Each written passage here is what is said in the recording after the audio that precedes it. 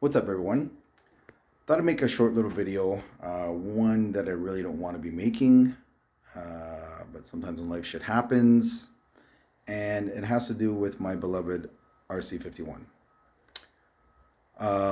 As you can see here she is, in all its beautiful glory. However, when we start coming over here,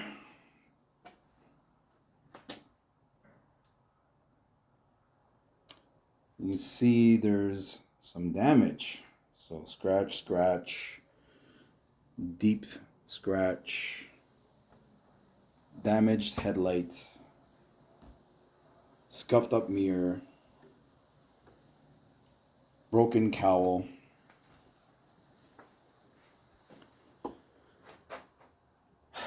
front upper stay. And this is a Harris Performance front upper stay, so it's not like I could just order it from Honda. I got to go directly to Harris to get another one. And then when we come back over here, I don't know if it's going to pick up on camera.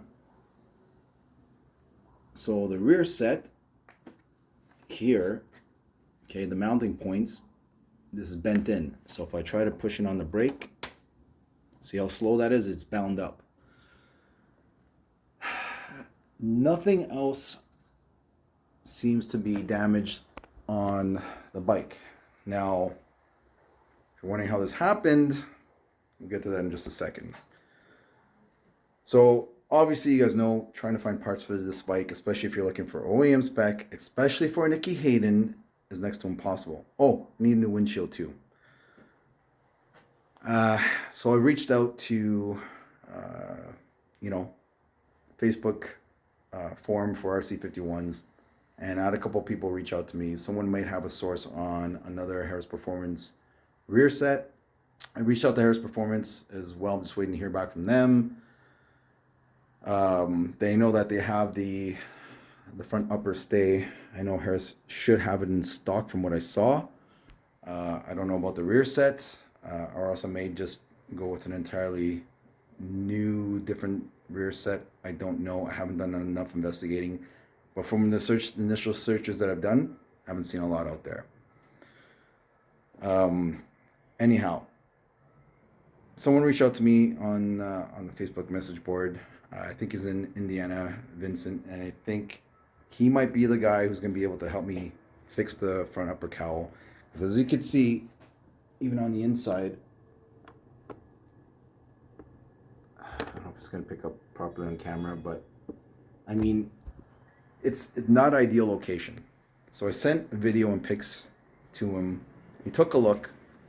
It's repairable, but unfortunately, because of where it is, because if you could see here, it's cracked all the way through here, and this is indented.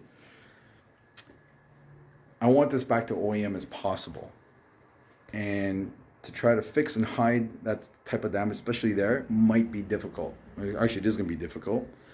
I have a local guy who might be able to do it, and I know the guy does good work, but I might go with Vincent regardless in the US because I'm here in Canada, and just for logistic reasons, it'd be nice if I could just get it done somewhere local to save time, because I know he's out till October with work, and I wanted to at least ride it a few more times before the end of the season here, because it gets cold here fairly quick in the next couple months, and I wanted some more seat time.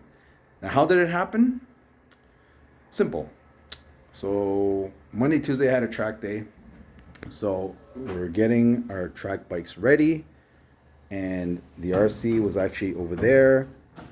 We moved it to the laneway and took out the bikes to get them loaded on the trailer.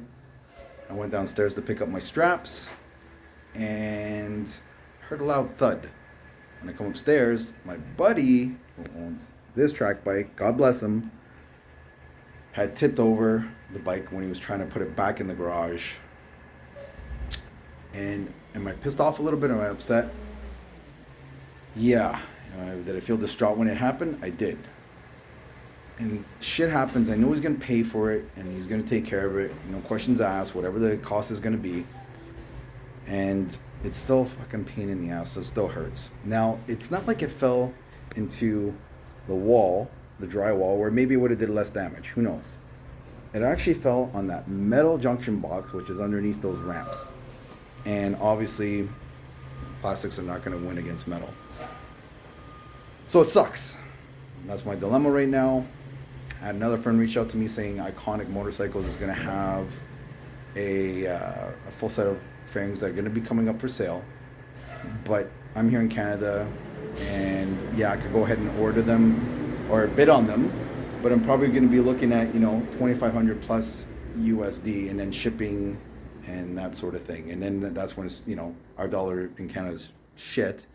So it's going to end up costing X amount of dollars for a full set. Would it be nice to have a full set of spares for a bike this rare? Because, you know, not going to be able to find parts for it anymore.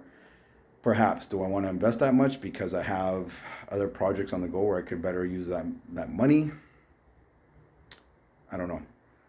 I'm going to look at my options once I get an assessment locally on how much it's going to cost to fix that. Crazy enough, another Nikki Hayden came up, which is fully stock in a different province that I was entertaining the idea of buying. But again, it's not that I can't afford it, and it's not I can't afford the plastics or another bike. I wasn't looking necessarily at another RC51 to purchase. I was actually looking at potentially another Ducati.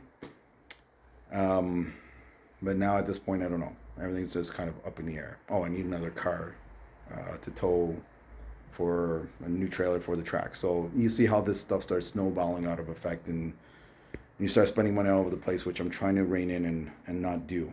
So, but I need to do right. I need to do right by my little lass here.